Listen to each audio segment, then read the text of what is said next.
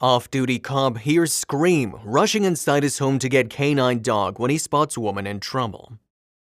Dogs are truly mankind's best friend. So often we think of dogs as cuddly creatures that we get to snuggle with, and that's true, they are. But so often they are defenders and important parts of our family. One woman recently had an encounter with two dogs, both with different intentions.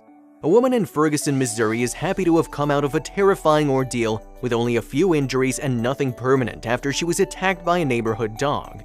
Catherine Rose was outside her home a few days ago when one of the neighbors accidentally let one of their dogs out.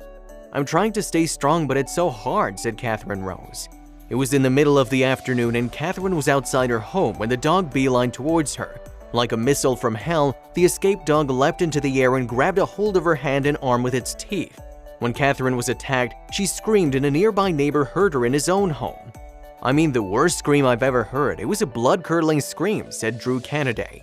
Drew knew that something bad was happening, and when he opened the door, he saw. Drew and his dog Ozzy leapt out of bed and knew they needed to act quickly. Drew's an officer and Ozzy is his dog.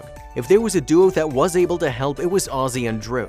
"I grabbed my robe because I was in my underwear and I go running to the door," said Canaday. Her son Reggie had a broom and he's trying to hit the dog with a broom to get him off.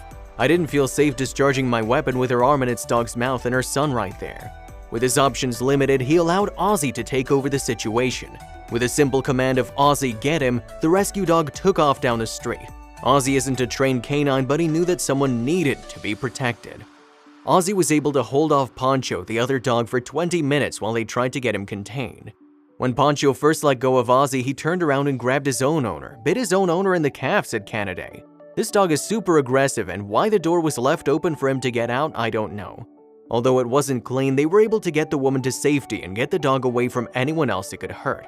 As a result of the attack, Poncho had to be put down.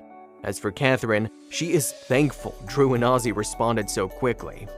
"I'm alive," said Rose. "Thank God for Drew, the police officer that stayed next to me, and his dog. His dog saved my life."